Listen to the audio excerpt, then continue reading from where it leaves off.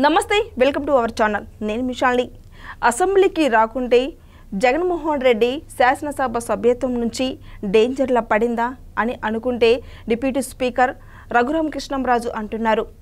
దీని మీద పూర్తిగా విశ్లేషించడానికి మనతో పాటు ఉన్నారు senior journalist doctor Kanakadurga Vadlamani గారు ఉన్నారు. వారిని అడిగే కొన్ని విషయాలు మనం తెలుసుకుందాం. నమస్కారం మేడం. నమస్తే అండి. అసెంబ్లీకి రాకుండా మాజీ సీఎం జగన్మోహన్ రెడ్డి శాసనసభ సభ్యత్వం నుంచి డేంజర్లో ఉందా అని అనుకోవచ్చని రఘురామకృష్ణరాజు గారు అంటున్నారు. దీని మీద మీ స్పందన ఏంటి? అంటే మామూలుగా 60 రోజులు లేదంటే 3 దఫాలుగా శాసనసభకి రాకపోతే సభ్యత్వం రద్దయ్యే అవకాశం ఉంది టెక్నికల్గా. అయితే అది కూడా ఎలాగా, ముందుగా ఇన్ఫామ్ చేయకుండా నేను శాసనసభకి రాను ఫలానా కారణాలతో అని చెప్తే ప్రాబ్లం లేదు. అలా చెప్పకుండా రాకపోతే ఆ సభ్యత్వం రద్దయ్యే అవకాశం ఉంది. అయితే జగన్మోహన్ రెడ్డి ఇంతవరకు కూడా ఒక్కసారి కూడా శాసనసభ కార్యకలాపాలకి రాలేదు. ఆయన సభ జరుగుతుంటే తన ఎమ్మెల్యేలను కూడా పంపించలేదు. ఇప్పుడు 2 అంశాలండి. ఒకటి, రఘురామకృష్ణరాజు గారు అన్నారని పక్కన పెడితే అదర్వైజ్ కూడా ఒక ఎమ్మెల్యేగా అతని బాధ్యత కదా శాసనసభకు వచ్చి మాట్లాడటం అనేది. రెండోది, నువ్వు పులివెందుల ఎమ్మెల్యేగా గెలిచావు, మరి నువ్వు ప్రజల తరఫున మాట్లాడాలిగా, ప్రజల సమస్యలు వివరించాలిగా. నాకు మాట్లాడటానికి సమయం ఇవ్వరు, నీకు నువ్వే ఎజెంప్ట్ చేసుకుంటే ఎట్లా? ఇప్పుడు నీకుండే సభ్యులను బట్టి, ఎమ్మెల్యేలను బట్టి నీకు ఇంత టైం అనే ఉంటుంది సాధారణంగా కేటాయించడం, 5 నిమిషాలు 10 నిమిషాలు. నాకు గంట కావాలి, గంటన్నర కావాలి అంటే నువ్వు ఏం మాట్లాడతావో చెప్తే శాసనసభాపతి అతను ఒప్పుకోవచ్చు. ఇక్కడ విషయం అది కాదు కదా. 1, ప్రతిపక్ష హోదా లేదు. 2, కేబినెట్ ర్యాంక్ లేదు. 3, అయ్యన్న పాత్రుడు ఉంటాడు. అయ్యన్న పాత్రుడు అంటే భయం. అయ్యన్న పాత్రుడు మొహం మీద మాట్లాడతాడు. అందుకు తోడుగా ఇప్పుడు ఇంకొకళ్ళు ఎవరు వచ్చారు? రఘురామకృష్ణరాజు గారు వచ్చారు. ఆయన చూసి ఇప్పుడు మొహం ఎత్తగలడా? అధ్యక్ష అని అనగలడా? నోట్లోంచి మాట పెగలదు. తర్వాత ఇంకెవరు ఉంటారు? చంద్రబాబు నాయుడు గారు ఉంటారు. నువ్వేం మాట్లాడావు? 175కి 175 అన్నావు, 11లో మిగిలిపోయావు. కాబట్టి నీకు ఆ భయం కూడా ఉంది. 151 నుంచి 11కి పడిపోయావు కాబట్టి.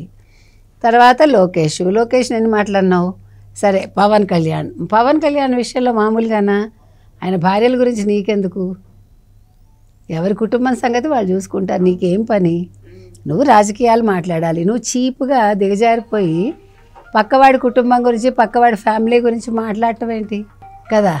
సో ఇప్పుడు జరిగింది అది. అక్కడ వీళ్ళందరినీ ఎదుర్కోవాలంటే అంత దమ్ము ధైర్యం ఆయనకి లేవు. 2, ఏం మాట్లాడతాడు శాసనసభకు వచ్చి? ఇప్పుడు దేని మీద మాట్లాడతాడు? సూపర్ 6 అంటాడు. సూపర్ 6 మీద ధర్నాలు అంటాడు. ఆ ధర్నా పక్కకెళ్ళింది. రేపేమో తల్లికి వందన మీద ధర్నా అన్నాడు. ఇదేంటది, లండన్ వెళ్ళొచ్చాడు. వచ్చి ఇంకేముంది, శాసనసభకు వచ్చేస్తాడు అనుకున్నారు. ఇవాళ సమావేశాలు అన్నాడు. ఇవాళ తాడేపల్లిలో ఎవరిదో ఒక హోటల్ యజమాని ప్లస్ వాళ్ళ పార్టీకి చెందిన అతనిది కూతురుదో ఎవరిదో పెళ్ళి. ఆ పెళ్ళికి ఇవాళ అటెండ్ అయ్యాడు. పెళ్లి కోసం వచ్చాడు ఇంతకీను ఆయన లండన్ నుంచి. సో ఇది పక్కన పెడితే రేపు ధర్నా పోస్ట్పోన్ చేశాడు మార్చిలోకి. ఏమని చేస్తాడు ధర్నా? ఇప్పుడు ఇక్కడ ధర్నా చేయాలంటే టెక్నికల్గా ఏం ఆలోచించాలి మీరు? ఇప్పుడు ఫీజు రియంబర్స్మెంట్ బకాయిలు చెల్లించాలి. అయితే లాస్ట్ ఇయర్ 24 మార్చి 16 వరకు ఎన్నికల కోడ్ లేదు. మార్చి 16కి ముందు మీరు ఎందుకు మరి బకాయిలు చెల్లించలేదు? మీ బాధ్యత కదా అది. మీరు ఫీజు రియంబర్స్మెంట్ ఎందుకు చేయలేదు? మరి ఇప్పుడు ఇది ఫిబ్రవరి 4. నువ్వు గత సంవత్సరంతో పోలిస్తే ఈ సంవత్సరం ఇంకా టైం అవ్వలేదు కదా. నీకు ఆల్రెడీ తెలుగుదేశం కూటమి చెప్పింది, మేము జూన్ నాటికి ఇస్తాము, మే తర్వాత నెక్స్ట్ అకాడమిక్ ఇయర్ కని. ఈ బకాయిలు చెల్లించాలంటే మీకు డబ్బులు ఉండాలి, డబ్బులు లేవు. మరి నువ్వు గత సంవత్సరం ఏం చేసావు? డబ్బులు అప్పుడు నీకు అకౌంట్లో డబ్బులు ఉన్నాయా లేదా అంటే ఖజానాలో, వాళ్ళ అకౌంట్లో ఎందుకు వేయలేదు? మరి దానికి బదులు చెప్పాలిగా ఆయన. ఇవాళ రైజ్ చేస్తే శాసనసభలో ఈ అంశాన్ని ప్రతివాడు అడగటానికి రెడీగానే ఉంటాడు. నీ సమాధానం ఏంటి? ఫస్ట్ నువ్వు వినవు. వచ్చిన దౌర్భాగ్యం ఏంటంటే ఫస్ట్ మాట వినడు. ఎదురువాడు ప్రశ్నిస్తుంటే సమాధానం చెప్పేంత కెపాసిటీ లేదు. అది సమస్య. ఇప్పుడు రఘురామకృష్ణరాజు అన్నది అదే. ఇప్పుడు అతనికి ఏంటిది వేటు పడుతుంది, కోడి కత్తిలా కాదు RRR వేటు పడుతుంది అని అంటున్నారు. ఎవరి వేటు పడినా ఏం జరిగినా కానీ ఇంకొక పాయింట్ ఏంటంటే ఇక్కడ మీరు జగన్మోహన్ రెడ్డిని తక్కువ అంచనా వేయకండి. ఆయన టెక్నికల్గా అన్నీ ముందు నెగిటివ్లు తెలుసుకున్నాకే ఆయన ఏ పనైనా చేస్తాడు.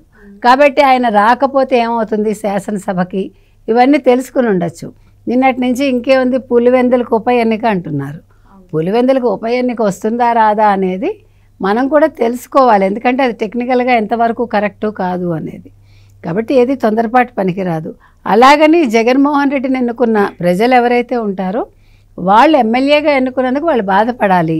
పోనీ నువ్వైతే రాలేదయ్యా, నువ్వు వెళ్ళకపోతే వెళ్ళకపోయావు, నీ ఎమ్మెల్యేలు ఏం చేశారు పాపం వాళ్ళు వెళ్ళి కొత్తగా ఎన్నికైన వాళ్ళు ఉంటారు. అసలు శాసనసభ ప్రొసీడింగ్స్ ఏంటి, ఎక్కడ కూర్చోవాలి, ఎలా కూర్చోవాలి, ఎలా ప్రశ్నలు అడగాలి, ఏం చేయాలి, వాళ్ళకు కూడా సరదా ఉంటుంది కదా. మరి దాన్ని నువ్వు తీరుస్తున్నావా? నువ్వంటే శాసనసభకు వస్తావు, అల్లరి చేస్తావు, పోతావు, బూతులు మాట్లాడిస్తావు, ఎంజాయ్ చేస్తావు, పోతావు. పక్క వాళ్ళ అపోజిషన్ వాళ్ళ భార్యల మీద మాట్లాడతారు, చెత్తలంతా మాట్లాడితే నువ్వు ఎంజాయ్ చేసి వెళ్ళిపోతావు. కానీ పాపం వాళ్ళు ఏం చేశారు, ఎమ్మెల్యేలు నీ పార్టీలో ఉన్నందుకు దౌర్భాగ్యం.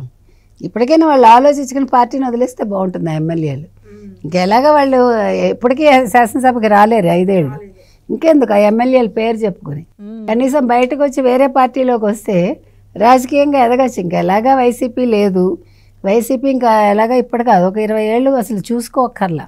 వైసీపీ అనే పార్టీ 20-30 ఏళ్ళ తర్వాత ఆలోచిద్దాం వస్తుందా రాదా అనేది. అప్పటికి ఉండదు కూడా పార్టీ, నన్ను అడిగితే. ఇప్పటికే లేదు అది. కాకపోతే ఏంటంటే ఆయన 30 ఏళ్ళు అనుకున్నాడు, అసలు 30 ఏళ్ళకి పార్టీయే ఉండదు, 30 ఏళ్ళు నేనే ఉంటాను అనుకున్నాడు. ఇప్పుడే ఆయన ఉన్నాడో లేదో ఎవరికి అర్థం కావట్లేదు. అది జగన్మోహన్ రెడ్డి ఆలోచించుకోవాలి. నేను ఇలాగే ఉంటే ప్రజలు నన్ను మర్చిపోతారనేది గుర్తుపెట్టుకోవాలి, అంతేగాని ఎగిరెగిరి పడకూడదు. కాబట్టి ఇవాళ జగన్మోహన్ రెడ్డి శాసనసభకి రావాలా వద్దా ఆయన నిర్ణయించుకోవాలండి. శాసనసభకి రాకపోతే మాత్రం ఆయనకి ఇంకేం ఉండదు, ఆయన పార్టీకి విలువ లేదు, ఆయనకి విలువ లేదు, అంతే.